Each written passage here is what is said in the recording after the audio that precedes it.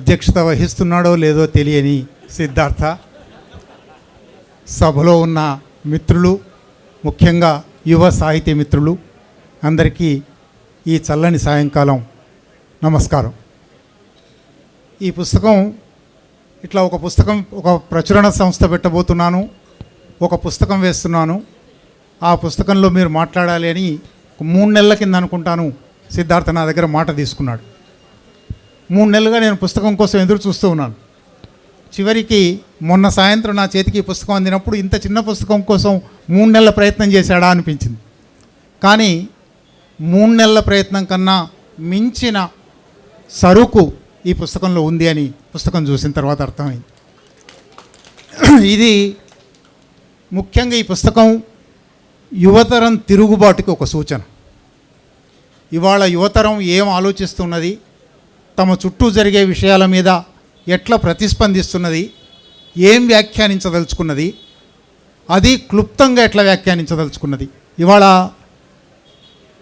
Generation X అనో why అనో Z అనో చాలా అంటూ ఉంటారు కదా. మా రోజుల్లో అయితే పవర్ పాయింట్ ప్రజెంటేషన్ అనేది చాలా పెద్ద మాట అనిపించింది మాకు. మేము పేజీలు వ్యాసం రాసింది వాళ్ళు పవర్ పాయింట్ ప్రజెంటేషన్ చేస్తారు. ఆ తర్వాత అది కూడా వద్దు, బుల్లెట్ పాయింట్స్ చాలు అన్నారు. ఇప్పుడు బుల్లెట్ పాయింట్స్ కూడా పోయి 5 అక్షరాల పదాన్ని 2 అక్షరాల్లో రాయగలవా అక్కడికి వచ్చింది. బహుశా ఆ జనరేషన్కి ఇది ఒక ఉదాహరణ. ఇది కేవలం క్లుప్తత మాత్రమేనా? క్లుప్తత మాత్రమే అనుకోని నేను, ఇది ఒక తిరుగుబాటు. ఇప్పటి వరకు వస్తున్న పద్ధతి ఎందుకు సాగాలి, కొత్త పద్ధతి ఎందుకు కనిపెట్టకూడదు? బహుశా ఈ ప్రశ్న మానవ పరిణామ క్రమం మొత్తంలో ప్రతి కొత్త తరం వేసింది. అట్లా ప్రశ్న వేసిన తరమే ముందుకు పోయింది, ప్రశ్న వెయ్యని తరాలు ఆగిపోయాయి. కనుక ఈ పుస్తకం ఒక ముందడుగులో భాగం అని నేను అనుకుంటున్నా, ఒక తిరుగుబాటులో భాగం, ఒక కొత్తదనంలో భాగం అనుకుంటున్నాను. అయితే ప్రతి కొత్త కూడా ఒక పాత ఎక్కడో మూలం ఉంటుంది, మూలం లేకుండా కొత్త ఏమీ ఉండదు. అంటే ఒక చరిత్రలో కంటిన్యూటీ ఉంటుంది, బ్రేక్ ఉంటుంది. ఈ రెండు కలిసినప్పుడు మాత్రమే కొత్తదనం వస్తుంది. ఇది కొత్త కాదు అని నాకు అనిపించడానికి తెలుగులో ఇది కొత్తగా కనబడుతుంది. తెలుగులో కూడా ఎందుకు కొత్తది కాదో చెప్తాను. తెలుగులో కొత్త అనిపిస్తుంది, కానీ ఇంగ్లీష్ సాహిత్యంలో ఇటువంటివి చాలా చాలా ఉన్నాయి. లెఫ్ట్ హ్యాండెడ్ డిక్షనరీ అనేది ఒకటి మీలో ఎంతమంది చూసారో తెలియదు. మామూలుగా మనకు తెలిసిన ప్రతి విషయానికి ఒక లెఫ్ట్ హ్యాండెడ్ మీనింగ్ ఇస్తారు. అంటే ప్రతిదాన్ని ఇంకో రకంగా చూడవచ్చు.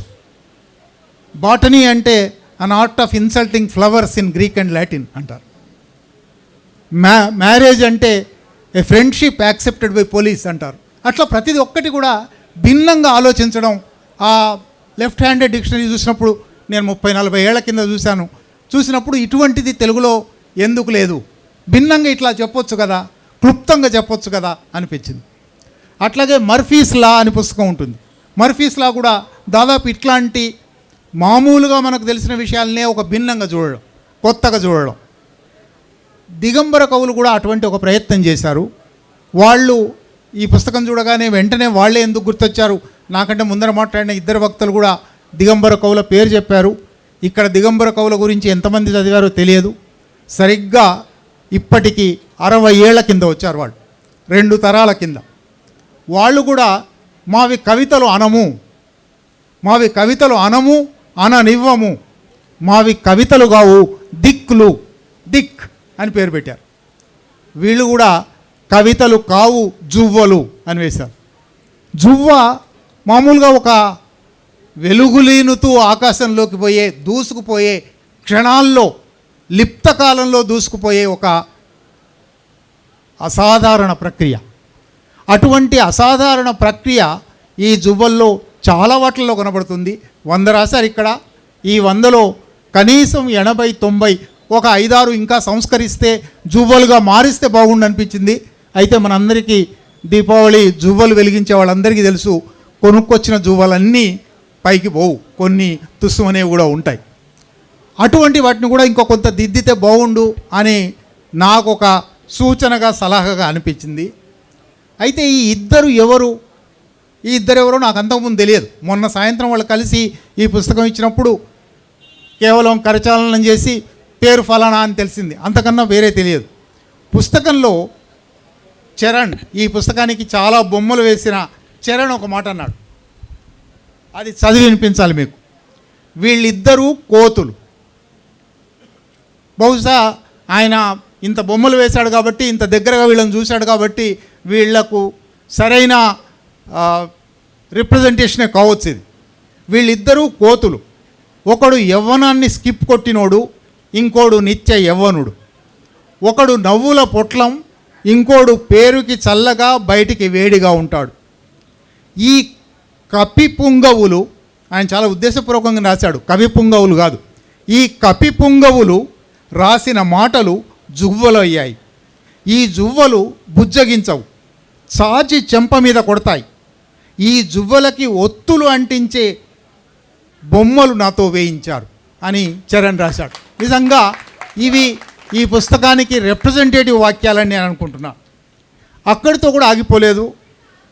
మెట్ల తన వెనుక మాట కానీ ముందు మాట కానీ వివరమైనవి రాయలేదు, 1-2 మాటల్లో ముగించాడు. శరత్ మాత్రం 2 పేజీల కొంచెం వివరమైన వెనుక మాట రాశాడు.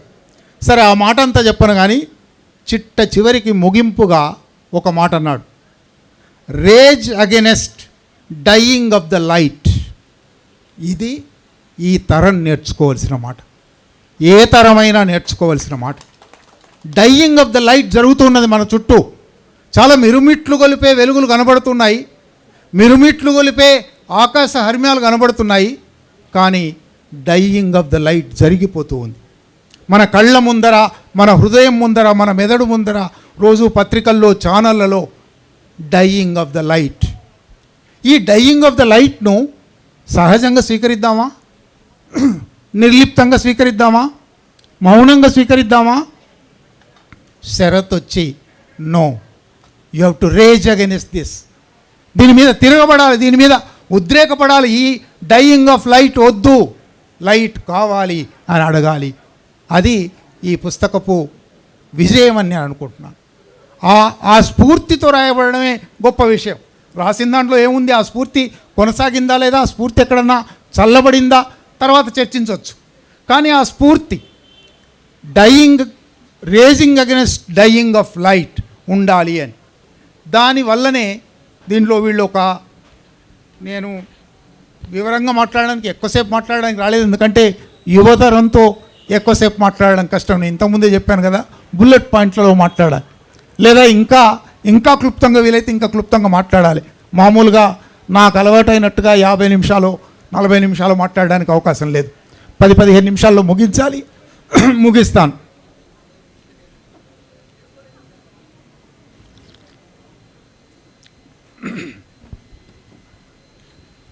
సరే, ఈ జువ్వలలోకి పోయే ముందు ఇంకొక 2 విషయాలు కూడా చెప్పి జువ్వల్లోకి పోతాను. ఒకటి, ముఖ చిత్రం. హారిక వేసింది అని రాశారు. హారిక ఉందా అని అడిగాను నేను రాగానే. హారిక ఇక్కడ ఉండరు, అమెరికాలో ఉంటారన్నారు. ఈ ముఖ చిత్రం కవర్ పేజీ తిమ్మిరి బిళ్ళలు తొడపాసాలు అని మామూలుగా శీర్షిక ఉండడం మాత్రమే కాదు, ఒక గ్రాఫిటీ ఉన్న గోడ, ఒక గది. ఆ గదిలో పైనుంచి వెలుగుతున్న లైటు, పైనుంచి పడే లైట్ అనేది పూర్తిగా గదంతా పరుచుకోదు, ఫోకస్ మాత్రమే పడుతుంది. చుట్టూ చీకట్లు ఉంటాయి. అంటే ఈ గదిలో ఇంకా చీకట్లు ఉన్నాయి, వెలుగులు ఉన్నాయి. ఈ వెలుగులు కొన్నిటి మీద మాత్రమే ప్రసరిస్తున్నాయి, మిగిలిన భాగం చీకటే ఉంది. ఈ చీకట్లో నుంచి ఒక కాకి కుల విషాన్ని చిమ్మడానికి ప్రయత్నం చేస్తూ ఉంది. ఈ కుల విషాన్ని ధిక్కరించే, వ్యతిరేకించే, ప్రతిఘటించే పని ఏమన్నా చేస్తారా వీళ్ళు? వెలుగులో కూర్చున్న వాళ్ళు, ఆ వెలుగులో కూర్చుని వాళ్ళు తమకు తోడుగా మార్క్స్ను, ఎంగెల్స్ను, అంబేద్కర్ను, చాప్లిన్ను పెట్టుకున్నారు. చాలా అద్భుతమైన కలయిక. సజయ్ గారు చెప్పినట్టు తప్పకుండా దీంట్లో ఒక ఉమెన్ ప్రొటాగనిస్ట్ కూడా ఉండవలసింది, అందులో ఏం సందేహం లేదు. కానీ ఇప్పటికి ఉన్నంత వరకు ఒక కుల అసమానత గురించి చెప్పిన ఆయన, ఒక వర్గ ఉత్పత్తి సంబంధాల అసమానతల గురించి చెప్పిన వాళ్ళు, ఈ మొత్తాన్ని హాస్యంతో వ్యంగ్యంతో రంగరించడానికి. Story of a tear, story of a smile, perhaps of a tear కూడా చెప్పిన చాప్లిన్ కూడా ఉన్నాడు. వీళ్ళందరితో కలిసి వీళ్ళిద్దరూ కూర్చున్నారు. మెట్లా శరత్ కూర్చున్నారు. మెట్లా శరత్ కూర్చున్నప్పుడు గ్రాఫిటీ ఏం కనబడుతుంది? ధిక్కారం తప్పనిసరి. ఏ రేజ్ గురించి మాట్లాడాడో అది గోడ మీద గ్రాఫిటీ ఉంది. ఆ గ్రాఫిటీయే వీళ్ళని నడిపిస్తూ ఉన్నది అని అర్థం. ఆ గ్రాఫిటీ మీద వెలుగుపడుతూ ఉన్నది. శరత్ అయితే ఒక టీషర్ట్ వేసుకుని ఉన్నాడు. Revolution is not a one time event.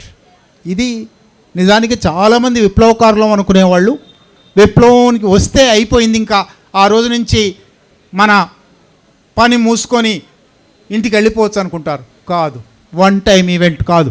అది ఒక నిత్య విప్లవం, ప్రతిరోజు జరగవలసిన విప్లవం. ఒక వైరుధ్యం పరిష్కారం అయితే ఇంకో వైరుధ్యం వస్తుంది, ఆ వైరుధ్యం పరిష్కారం అయితే ఇంకోటి వస్తుంది.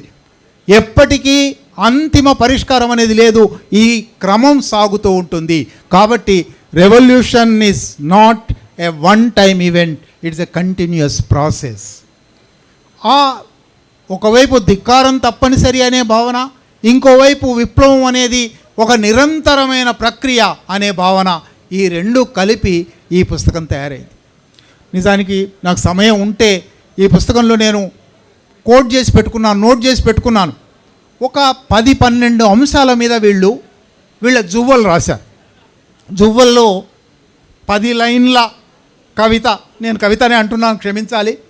10 లైన్ల జువ్వలు ఉన్నాయి, 2 ఉన్నాయి, 1 లైన్ జువ్వ కూడా ఉంది. ఈ జువ్వలన్నిటికీ సరే హారిక ముఖ చిత్రం ఎంత అద్భుతంగా ఉందో, చరణ్ ప్రతి జువ్వకు ఒక బొమ్మ వేశాడు. ఒక 7-8 బొమ్మల గురించి ప్రత్యేకంగా చెప్పాలి. ఎందుకంటే ఆ బొమ్మలు జువ్వ ఎంత అర్థాన్ని ఇచ్చిందో, ఎంత అర్థస్ఫోరకంగా ఉందో, ఆ బొమ్మ అంత అర్థస్ఫోరకంగా ఉంది.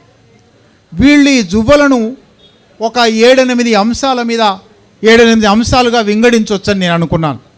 ఒకటి, అస్పృశ్యత, వివక్ష, అసమానత, ఈ థీమ్. దీనిలో స్త్రీ పురుష అసమానత ఉంది, కుల అసమానత ఉంది, మత అసమానత ఉంది, అనేక రకాల అసమానతలు దానిలో భాగం చేశారు. దాని మీదనే 100లో 20-22 ఉన్నాయి. అంటే వీళ్ళ ప్రధానమైన దృష్టి తమ చుట్టూ కొనసాగుతున్న అసమానత మీద, వివక్ష మీద, అస్పృశ్యత మీద. ఈ సమాజంలో ఏ అంశాలనైతే తప్పనిసరిగా తప్పుపట్టవలసి ఉన్నదో, ధిక్కరించవలసి ఉన్నదో, తుడిచేయవలసి ఉన్నదో వాటి మీద ఉంది. అవి నేను ఒక 22 రాసుకున్నాను. అవి చదివి వినిపిస్తే బాగుండు అనుకున్నాను. మీరు ఎట్లా చదువుతారు కాబట్టి నేను అవి చెప్పను. కానీ ఈ తరంలో చాలామంది కెరీరిజంలో పడిపోతున్నారు, సాఫ్ట్వేర్లోకి పోయారు, వాళ్ళు వేరే ప్రపంచంలో జీవిస్తున్నారు, ఈ దేశంలో లేరు, ఈ సమాజంలో లేరు. ఈ సమాజంలో అనేక సమస్యలు ఉండగా వాళ్ళేమో ఎయిర్ కండిషన్ గదుల్లో, ఆకాశ హర్మ్యాల్లో ఉంటున్నారు అని యువతరం మీద ఒక మధ్యతరగతి కంప్లైంట్, ఫిర్యాదు నిరంతరం జరుగుతుంది. ఆ ఫిర్యాదు నిజం కాదు. ఆ వర్గంలో కూడా, అటువంటి ఉద్యోగాలు చేసే వాళ్ళలో కూడా, ఈ తరంలో కూడా, జనరేషన్ జెడ్లో కూడా, జనరేషన్ జీలో కూడా తప్పనిసరిగా అస్పృశ్యత గురించి, వివక్ష గురించి, అసమానత గురించి ఆలోచించే వాళ్ళు ఉన్నారు. దాని మీద ఒక విసరగల వాళ్ళు, ఒక వ్యంగ్యం చెప్పగల వాళ్ళు, ఒక జువ్వ విసరగల వాళ్ళు ఉన్నారు అని ఇది చూపెడుతూ ఉంది. రెండో అంశం నేను కొంచెం ఆశ్చర్యపోయింది. అంటే ఈ తరం బహుశా పై తరాల కన్నా, బెర్నాడ్ షానో లేక అంతకుముందు మిల్టనో అన్నాడంటారు, నేను నా పై తరాల వాళ్ళకన్నా మరుగుజ్జునే, కానీ వాళ్ళ భుజాల మీద ఎక్కి సమాజాన్ని చూసే అవకాశం వచ్చింది. అందువల్ల వాళ్ళు చూసిన దానికన్నా ఎక్కువ విశాలంగా చూడగలుగుతున్నాను, వాళ్ళు చూసిన దానికన్నా ఎక్కువ లోతు చూడగలుగుతున్నాను. ఇంటర్నలైజేషన్ అనేది ఒకటి ఉంది. స్త్రీలలో పితృస్వామ్య అనుకూల భావాలు ఉంటాయి. వెనుకబడిన, దళిత, అణచివేతకు గురైన వర్గాలలో అణచివేతను ఆమోదించే ఇంటర్నలైజ్డ్ లక్షణాలు ఉంటాయి. ఈ ఇంటర్నలైజేషన్ అనేది ఉంటుంది. ఇది చాలా సెన్సిటివ్ అంశం, గుర్తించడం కష్టం, గుర్తించినా వ్యక్తీకరించడం కష్టం. ఈ జువ్వల్లో కనీసం 4-5 ఈ ఇంటర్నలైజేషన్ను ప్రకటించే ఇంటర్నలైజేషన్ను వ్యక్తీకరించే అంశాలు ఉన్నాయి. ఒక్క ట్రెండ్ నేను మీకు వినిపిస్తాను. ఒక స్త్రీ గురించి రాసినది ఇది. వివక్షలోకి వస్తుంది, ఇంటర్నలైజేషన్లోకి వస్తుంది. పెళ్ళి, పిల్లలు, సెటిల్ అవ్వడం లాంటి పంజరం ఉంది. ఆ పంజరంలో ఉండే చిలక ఉంది. ఒకవేళ పంజరం తలుపు దానంతటదే తెరుచుకుంటే ఎగరగలవా? చాలా మౌలికమైన ప్రశ్న. అంటే ఎంత ఇంటర్నలైజ్ అయ్యావు, ఎంత ఈ సమాజపు దోపిడీ పీడన భావనలను, ఈ సమాజపు అసమానతా భావనను నువ్వు ఇంటర్నలైజ్ చేసుకొని ఉంటే నువ్వు దాని నుంచి బయటపడడం కష్టం. ఈ ఇంటర్నలైజేషన్ను వ్యతిరేకించాలి, అన్లర్న్ చేయాలి. ఈ అన్లర్నింగ్ చేయగలవా? ఈ చదవగానే నాకు వెంటనే టాగోర్ ప్రసిద్ధమైన గీతం ఒకటి ఉంది. బయట ఆకాశంలో స్వేచ్ఛగా ఎగిరే పక్షి పంజరంలో ఉన్న పక్షి దగ్గరికి వస్తుంది. బయట నుంచి వచ్చి, నేను స్వేచ్ఛగా ఉన్నాను, నువ్వు కూడా బయటికి రావచ్చు కదా అంటే, లోపల ఉన్న పక్షి, నాకు కనీసం పట్టుకోవడానికి ఊచలు ఉన్నాయి, నీకేమీ లేవు కదా అంటుంది. ఇంటర్నలైజేషన్ ప్రభావం అది, ఇంటర్నలైజేషన్ లోతు అది, ఇంటర్నలైజేషన్ డెప్త్ అది. ఆ ఇంటర్నలైజేషన్ను గుర్తించి ఇక్కడ చాలా అద్భుతంగా, అట్లాగే ఇంకొక ఇంటర్నలైజేషన్కి ఇంకొక మాట కూడా ఉంది. మా వాచ్మెన్ పేరు సుబ్బారావు, ఏమైనా కావచ్చు, అది సర్వనామం, అది ఇక్కడ అప్రస్తుతం కూడా. మా వాచ్మెన్ పేరు సుబ్బారావు, చాలా మర్యాదస్తుడు, నిద్ర కూడా చేతులు కట్టుకొని పోతాడు. దానికి చరణ్ అద్భుతమైన బొమ్మేశాడు, చేతులు కట్టుకొని నిద్రపోతూ ఉన్నాడు ఆయన. అంటే ఇంతగా ఈ ఇంటర్నలైజేషన్ భావనను ఇంత సున్నితంగా వ్యక్తీకరించడం అనేది తప్పనిసరిగా వీళ్ళ సునిశ్చితమైన పరిశీలన శక్తికి, అద్భుతమైన వ్యక్తీకరణ శక్తికి ఒక ఉదాహరణ.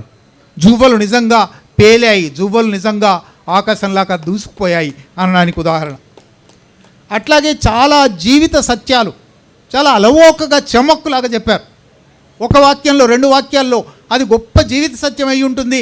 అది కనిపెట్టడానికి చాలామంది తత్వవేత్తలు చాలా ఏళ్ల పాటు శ్రమించి ఉంటారు, చాలా వందల పేజీల పుస్తకాలు రాసి ఉంటారు. వీళ్ళు 2 వాక్యాల్లో 3 వాక్యాల్లో దాన్ని ఒక చెమగ్గా చెప్పిన సందర్భం ఉంది. బుద్ధుడి కొటేషన్ని స్టోరీలో పెట్టి అంతా రామమయం ప్లే చేసింది. తను ఇంకా అందంగా కనిపించట్లేదు. ఏమిటి అందం? అందం ఏమిటో చాలా చర్చ జరిగింది. ఒక జీవిత సత్యం అందం అనేది. ఈ అందం అనేది భావాల కలయిక అయినప్పుడు, భావాల ఏకీభావం అయినప్పుడు, ఉదాత్తమైన ఆదర్శాల ఏకీభావం అయినప్పుడే అది అందం అవుతుంది. అవతలి వ్యక్తికి ఆ ఉదాత్త భావాలు లేనట్టయితే రూపంలో చాలా రూపసిగా ఉండవచ్చు, అందంగా ఉండవచ్చు, కానీ అది అందం కాదు. టాల్స్టాయ్ ఎప్పుడో 200 ఏళ్ల కింద దాని మీద ఒక కథ రాశాడు. ఒక యువకుడు యువతితో ప్రేమలో పడతాడు, చాలా అద్భుతంగా ఉంది అని అనుకుంటాడు. ఆ యువతి ఒక సైనికాధికారి కూతురు. ఆ సైనికాధికారి తన కింది జవాన్లను మీద అతి భయంకరమైన హింసాకాండ జరుపుతుంటే ఆ అమ్మాయి చాలా సంతోషిస్తూ ఉంటుంది. దాంతో ప్రేమ అంతమవుతుంది. ఎప్పుడో 200 ఏళ్ల కింద కథ అది. దాన్ని వీళ్ళు 4 లైన్లలో చాలా అద్భుతంగా, అటువంటివి చెప్పాలంటే చాలా ఉన్నాయి, చాలా జీవిత సత్యాలు అట్లాంటి ఒక చిన్న చెమక్కులతో చెప్పారు. అట్లాగే ఒక దృశ్యాన్ని కట్టడం, ఒక ఊహాత్మకంగా కనబడే విషయానికే ఒక రంగు అద్దడం, చిత్ర రచన, దానికి కూడా అనేక ఉదాహరణలు ఉన్నాయి. ఒక్కటి మాత్రం చెప్తాను, ఎక్కువసేపు తీసుకుంటున్నాను, క్షమించాలి. యువతరానికి పడని సమయమే తీసుకుంటున్నా. లేదు, ఈ ఇద్దరు వెనక వేసిన దాన్ని బట్టి ఒకళ్ళు గుంటూరు వాళ్ళు, ఒకళ్ళు గోదావరి వాళ్ళు. రాయలసీమ కరువుతో, రాయలసీమ బీభత్సంతో బహుశా చూపు పరిచయమే తప్ప పెద్ద లోతైన పరిచయం ఉన్నదా లేదో నాకు తెలియదు. తాడిపత్రి వెళ్ళి పెన్నా నదిని చూసొచ్చాను. పెన్నా మీ అందరికీ తెలుసు. విద్వాన్ విశ్వం గారు పెన్నేటి పాటలో దాన్ని శాశ్వతం చేశారు. ఎంత అద్భుతమైన పెన్నా నది. కానీ ఇవాళ పెన్నా ఎట్లా ఉంది? ఇప్పుడు ఈ కవి బహుశా మెట్ల తాడిపత్రి వెళ్ళి పెన్నా నదిని చూసొచ్చాను. ఐసీయూలో పెట్టిన మా అమ్మమ్మ గుర్తొచ్చింది. అక్కడితో అయిపోలేదు. నిజానికి ఆ 2 వాక్యాలు చాలు. పల్చబడ్డ జుట్టు మాసిపోయి పాయల మధ్యలో ఇసుక అట్టలు కట్టింది. అసలు ఇటువంటి దృశ్యం ఇక్కడ లక్ష్మణ్ ఉన్నాడు. లక్ష్మణ్ దీని మీద పెయింటింగ్ వేస్తే అద్భుతమైన పెయింటింగ్ అవుతుందనిపించింది. ఒక నది ఎండిపోయిన, ఒక జీవనది ఎండిపోయిన దృశ్యం, ఒక చాలా ఆత్మీయురాలైన వృద్ధురాలు అటకలు కట్టిన తలలో పాయల మధ్య మిగిలిన చర్మం, కనబడుతున్న చర్మం. ఎంత అద్భుతమైన దృశ్యం, ఎంత హృదయ విదారకమైన దృశ్యం, ఎంత అద్భుతంగా చిత్రికపట్టారు. అట్లాగే హిందుత్వం మీద ఒక 7-8 జువ్వలున్నాయి. పాలస్తీనా మీద 2-3 జువ్వలున్నాయి. ఇవన్నీ ఇంకా చాలా వివరంగా చెప్పాలని ఉంది, కానీ సమయం లేదు, నేను అంత మాట్లాడాను. అయితే ఇవన్నీ ఉన్నప్పటికీ 3-4 జువ్వలలో ఉండవలసినంత దృక్పథ స్పష్టత లేదేమో అని కూడా నాకు అనిపించింది. అంటే వాటిని ఇంకా ఎక్కువ మందితో చదివించడం, ఒక పీర్ గ్రూప్లో చర్చ చేయడం, దీనికి ఉండగల వేరువేరు అర్థాలు ఏమిటి, దీనిలో ఏమైనా అన్వయ దోషం ఉంటుందా, ఏమైనా అన్వయ కాఠిన్యం ఉంటుందా, ఎటువంటి అన్వయం వస్తుంది. వీళ్ళు పోస్ట్ మోడర్నిజం, డీకన్స్ట్రక్షన్ తరం తర్వాత బతుకుతున్నారు కాబట్టి ఆథర్ ఈజ్ డెడ్ అనేది వినే ఉంటారు. ఆథర్ ఈజ్ డెడ్, ఈ టెక్స్ట్ మాత్రమే ఉంది. ఈ టెక్స్ట్ ఎవరికి ఎట్లా అర్థం అవుతుంది? ఈ అర్థం కావడంలో మనం కోరుకున్న, మనం ఉద్దేశించిన అర్థమే వస్తుందా, ఇంకేదైనా భిన్నమైన అర్థం వస్తుందా? ఇది దృక్పథ స్పష్టతకు ఒక చిహ్నం. అది ఒక 3-4 లోపించింది అని నాకు అనిపిస్తుంది. ప్రత్యేకించి నేను బహిరంగంగా చెప్పదలుచుకోలేదు, వాళ్ళకి చెప్పినప్పుడు చెప్తాను. కానీ ఒకటి మాత్రం చెప్పాలి. మెట్ల తన వెనుక మాట రాయలేదు, కానీ ఒక నిజం అంతా ఉత్తిదే, ఒక అబద్ధం ఏం పర్లేదు అని రాశాడు.